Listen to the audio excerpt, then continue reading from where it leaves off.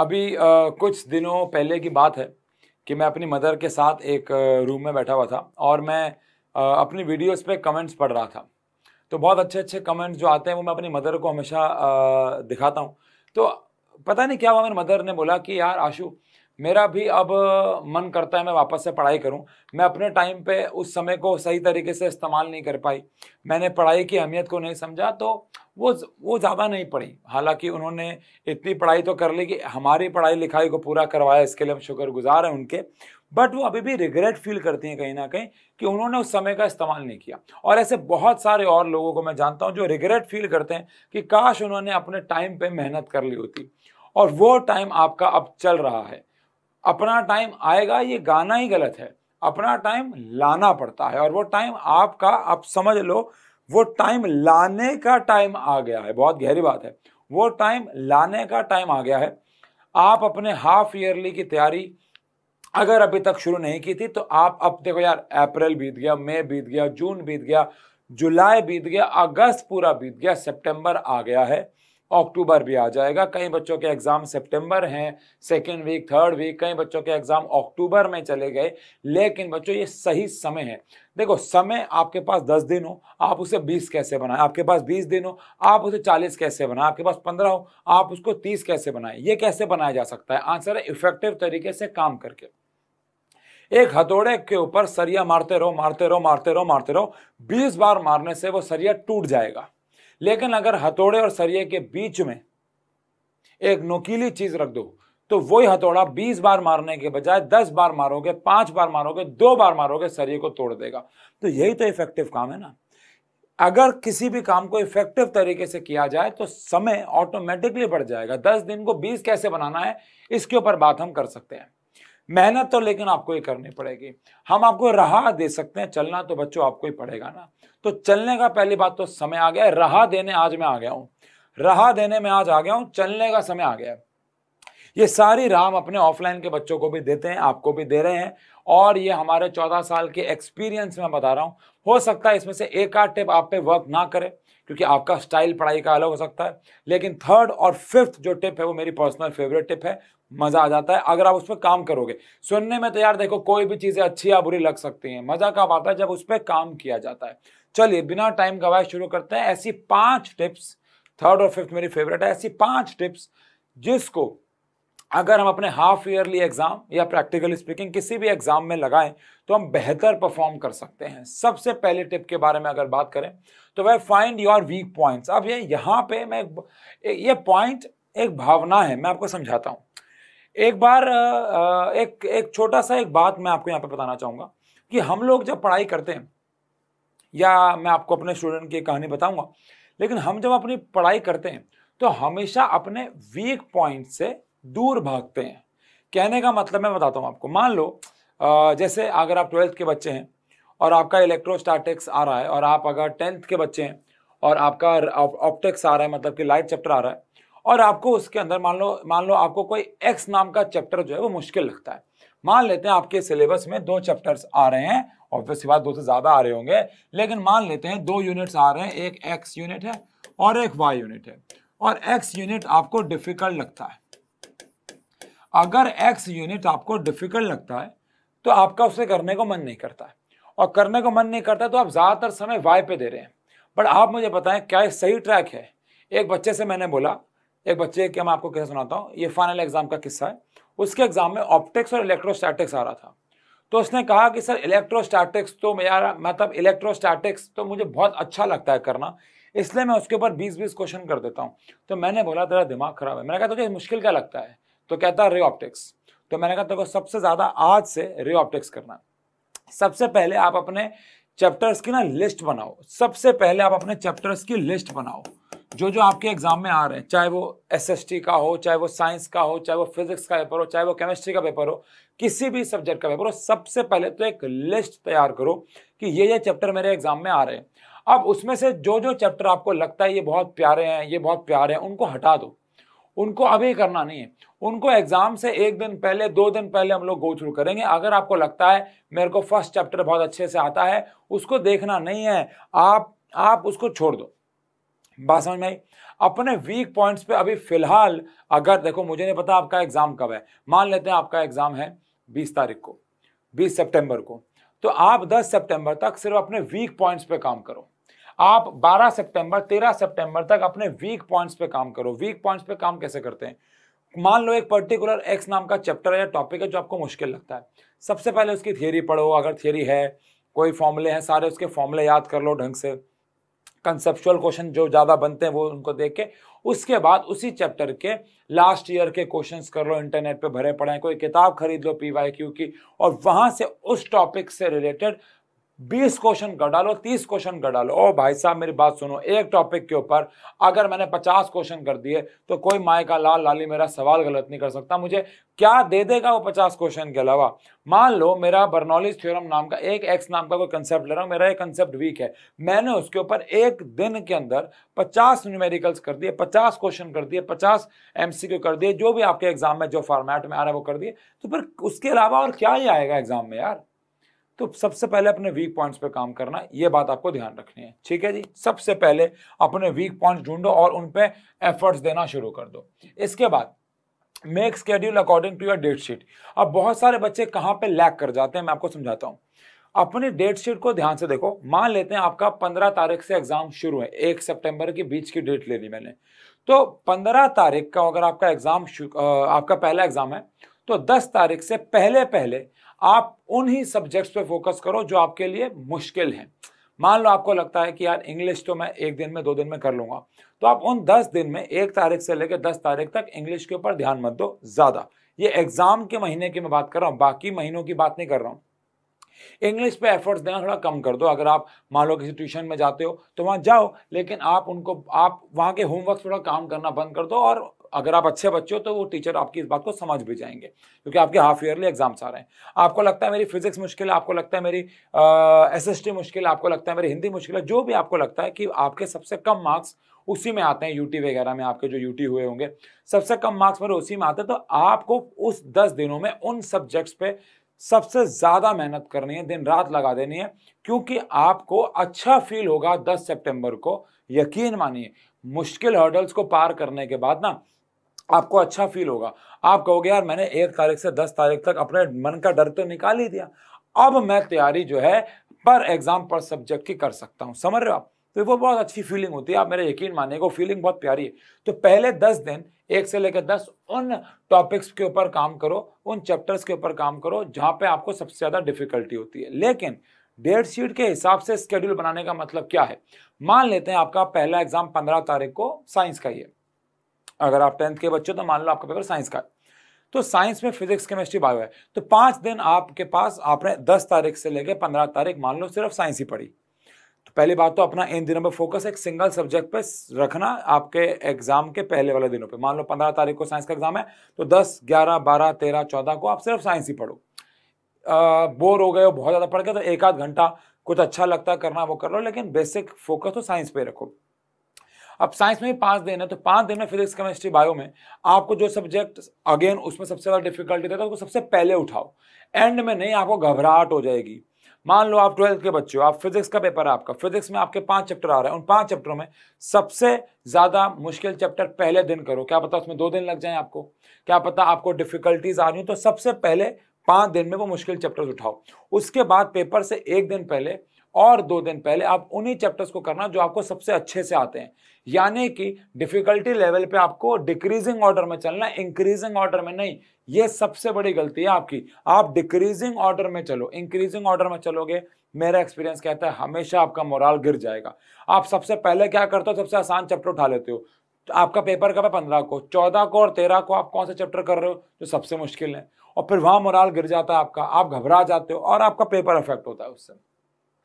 तो date sheet के हिसाब से आपको प्लान करना है। अब मान लो किसी पेपर में आपकी छुट्टियां ही 5 नहीं है, मान लो आपका पेपर है एक्स सब्जेक्ट का और आपकी छुट्टियां सिर्फ 3, आपको चाहिए थी 4, तो 3 को 4 भी बनाया जा सकता है। कैसे?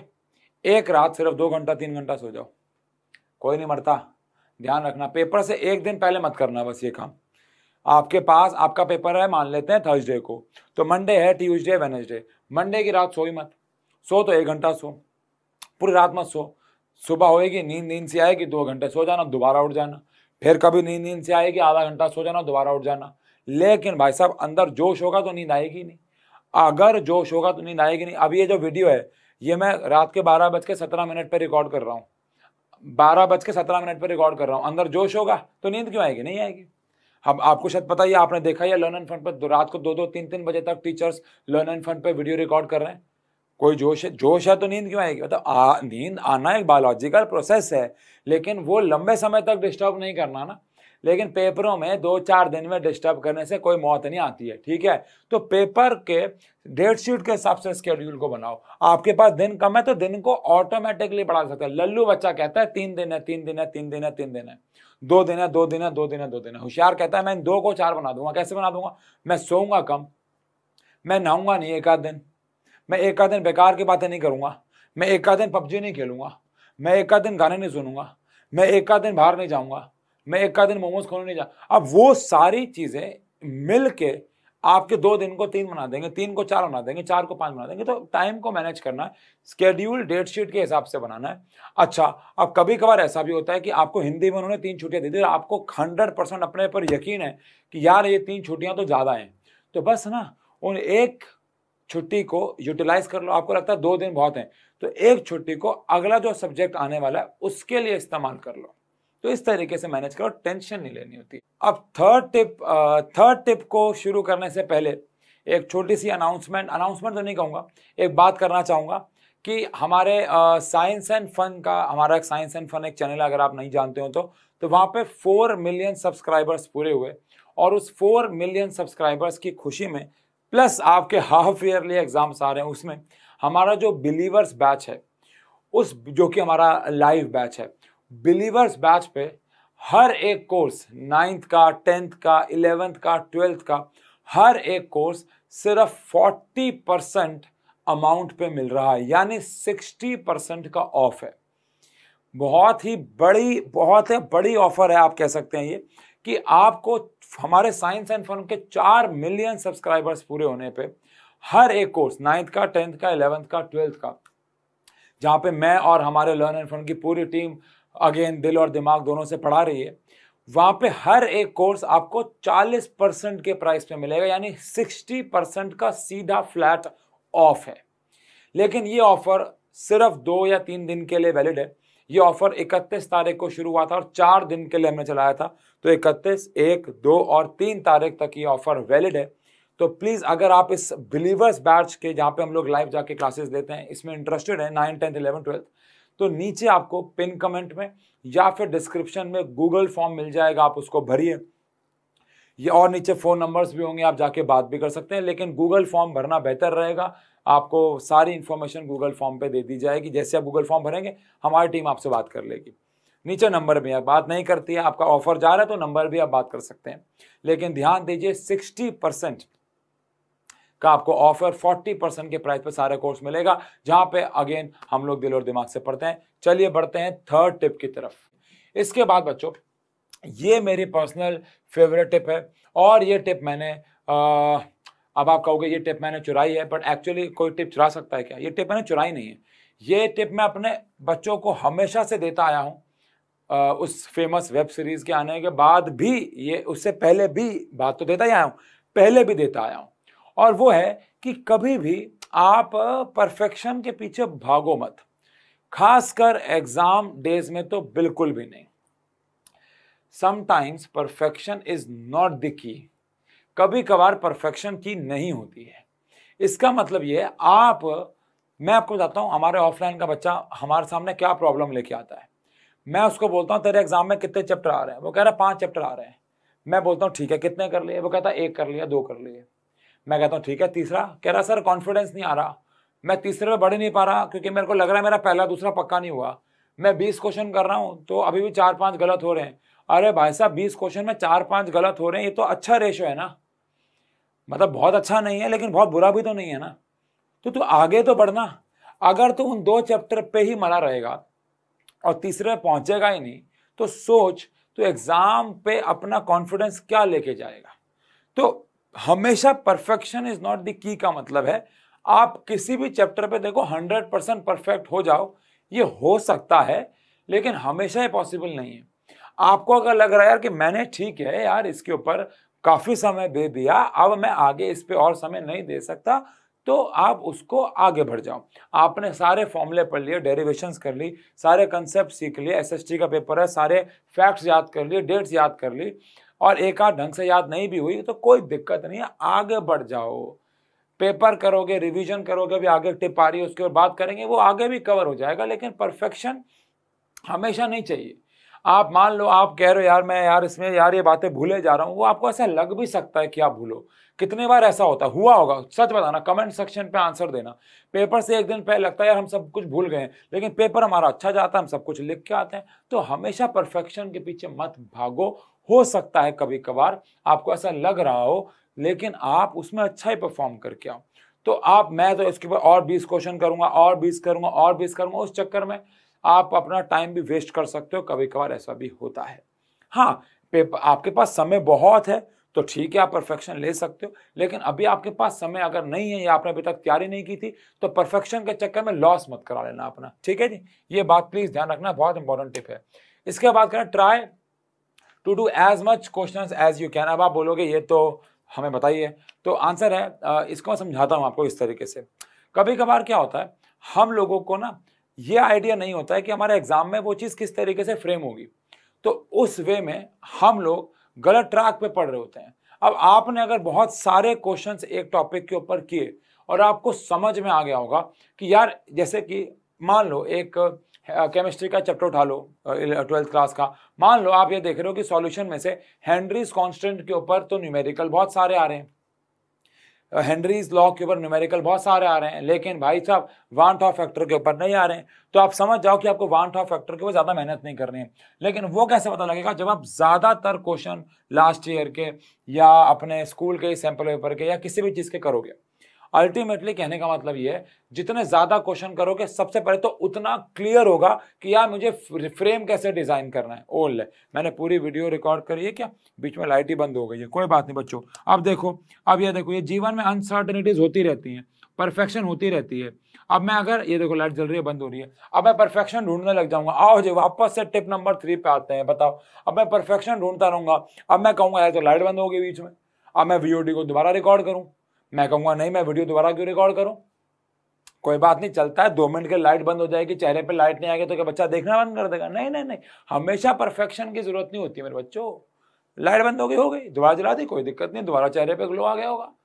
नहीं आया अभी भी, कोई बात नहीं, आ जाएगा। तुम अच्छे नंबर लाओगे, हमारे चेहरे पे अपने आप ग्लो आ जाएगा। क्या बात की है बेटा, कहने का मतलब ये है, टिप नंबर 4 की बात कर रहे हैं, try to do as much question as possible. जितने ज्यादा क्वेश्चन हो सके, जितने ज्यादा सवाल हो सके, उतने ज्यादा सवाल कर लो।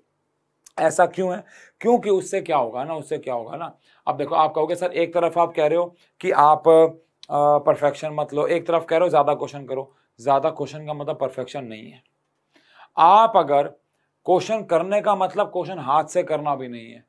यहां पे ट्राई का मतलब गो थ्रू भी है, ट्राई का मतलब रिटर्न भी है। आप क्वेश्चन को लिख के भी कर रहे हो सकता है आप ओरली भी पढ़ रहे हो उनके आंसर, हो सकता है आप सिर्फ गो थ्रू करो।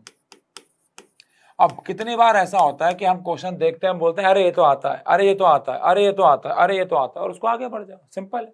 तो सबसे पहले ज्यादा से ज्यादा क्वेश्चन अगर आप हर एक चीज के करोगे, जैसे हाफ ईयरली के अभी शायद सैंपल पेपर्स नहीं आते हैं क्योंकि सबका फॉर्मेट अलग अलग होता है, तो कोई बात नहीं ना, पिछले साल के PYQ टॉपिक वाइज किताबें मार्केट में आती हैं, वहां से क्वेश्चंस करना शुरू कर दो ना, ठीक है ना। लेकिन ज्यादा से ज्यादा क्वेश्चन करो, इससे क्या होगा, पता चलेगा कि आप कितने पानी में हो, आप कितना आंसर लिखना चाहते हो, कितना फ्रेम में कितना कितना लिखना, ऐसे ऐसे करके। लेकिन लास्ट और सबसे इंपॉर्टेंट टिप में से एक वो है focus on your past mistakes. कामयाब पता है कौन है? कामयाब वो है जो अपनी गलती से सीखता है। हमारे ऑफलाइन में टेस्ट होते हैं, आपके भी होते होंगे। टेस्ट में ईमानदारी की बात है, झूठ नहीं बोलेगा कोई, मुझे पता है आप झूठ बोलोगे, ईमानदारी की बात है। आप जब कोई टेस्ट दे के आते हो, चाहे वो ट्यूशन का हो चाहे वो स्कूल का हो, आप ऐसे कितने बच्चे ऐसे हैं जो घर आते ही अपनी गलतियों को सुधारते हैं, उसकी करेक्शन करते हैं? तो मैं अपने 14 साल के एक्सपीरियंस से बताऊंगा, 100 में से आधा % बच्चा है जो घर जाता है और टेस्ट की करेक्शन करता है। टीचर ने मार मार के कराई है वो अलग बात है, नहीं नहीं नहीं नहीं नहीं, वो अलग बात है। खुद से की, टीचर ने नहीं बोला करेक्शन करने के लिए, बच्चे ने खुद से की। मेरे 20 में से 15 नंबर आए, 5 नंबर कहाँ गलत हुए उसको मैंने ठीक किया। 100 में से ना आधा प्रतिशत बच्चा मिलेगा ये जो ये करता है। अब आपसे ना एक लॉजिकल बात करूंगा, वीडियो खत्म कर दूंगा, लॉजिकल बात करूंगा। लॉजिकल बात ये है कि मान लो आपने टेस्ट दिया और टेस्ट में आपके 20 में से 15 नंबर आए। अब 5 नंबर की जो आपने गलती की उसकी आपने करेक्शन नहीं की। मान लो उसी चैप्टर का, उसी टॉपिक्स का, उन्हीं सिलेबस का दोबारा टेस्ट हुआ और मान लेते हैं उन्हीं क्वेश्चंस में से कुछ क्वेश्चन दोबारा आ गए आपके एग्जाम में, तो आप वो फिर गलत करने वाले हो कि नहीं करने वाले हो? आंसर है यस, क्योंकि आपने उसकी करेक्शन तो की नहीं है ना, तो वो तो फिर गलत हो जाएंगे। तो आप बताओ आपने उस समय के दौरान, उस 1 हफ्ता, 2 हफ्ता, 3 हफ्ता में क्या नया किया? आपकी गलती तो ठीक हुई नहीं। तो वो टेस्ट लेने का फायदा क्या हुआ? चाहे वो ट्यूशन की बात करें, चाहे वो स्कूल में ड्यूटी ले जा रहे हैं हाफ ईयरली को बेहतर करने के लिए, या आप खुद के टेस्ट ले रहे हो, खुद की करेक्शन नहीं कर रहे हो, तो भाई साहब अगर आप अपने पास की गलतियों से नहीं सीखे ना, देखो एक इंसान से धोखा खाना ये बहुत नॉर्मल सी बात है, कोई दिक्कत नहीं है, सब खाते हैं। लेकिन उसी इंसान से दोबारा धोखा खाना ये बेवकूफ़ी है। क्या बात है, बहुत गहरी बात बोली है। एक इंसान से आपको धोखा मिला, कोई बात नहीं, ऐसा चलता है, लेकिन उसी इंसान से दोबारा धोखा मिला, ये उसकी गलती नहीं है, ये आपकी है। बात समझ रहे हो? ये उसकी गलती है ही नहीं, ये तो आपकी है। आपको उसी इंसान से दोबारा धोखा मिल रहा था, तू गया क्यों है? तूने उस गलती को ठीक क्यों नहीं किया? गलती को ठीक कैसे करें? उससे मुंह नहीं लगाना है। आपकी पास्ट मिस्टेक्स ही ठीक ही नहीं हुई हैं और आप आगे बढ़ गए नए चैप्टर्स पे, तो ये तो बेवकूफ़ी है। तो अपने पास्ट मिस्टेक्स को बच्चों आपको ठीक करना है, ये बहुत ज़रूरी बात है, ये बात ध्यान रखिएगा। डन है? ये बात ध्यान रखना है बस। तो ये 5 टिप्स के अंदर आप 5 को फॉलो करने की प्लीज़ कोशिश करें और ये थोड़ा सा बदलाव ले आएंगे आपके। बाकी वो सारी बातें तो यार सबको पता है कि मेहनत करो बच्चों, पढ़ो, वो ज्वाला जब तक अंदर से नहीं जागेगी ना। अब मैं आपको जितना मर्जी बोल लूँगा मोटे हो रहे हो जिम जाओ, मोटे हो रहे हो जिम जाओ, मोटे हो रहे हो, आप जब तक वो ज्वाला अंदर से नहीं जागेगी ना, एक दिन जागती है। जगाओ भाई साहब, उसको जगाओ, आज ही जगा दो, मैं तो कह रहा हूँ आज ही आग लगा दो, मतलब ऐसे असली में मत लगा देना, और उस ज्वाला को जगाओ बच्चों। बात समझ में आई? बाकी सारे लेक्चर वेक्चर डले हुए हैं 9th 10th पे, 11th 12th पे जाके पढ़ो जो पढ़ना है। ठीक है बच्चों, और मिलते हैं सभी को। बेस्ट ऑफ लक आपके हाफ ईयरली एग्जाम्स के लिए। यहाँ पे भी तैयारी चलती रहेगी, यूट्यूब पे भी हम लोग प्रॉपर तैयारी लाएंगे हाफ ईयरली के एग्जाम्स के दौरान, रिवीजन कराएंगे, उसकी टेंशन नहीं लेनी है। मिलते हैं आप लोगों से जल्द ही। Thank you so much.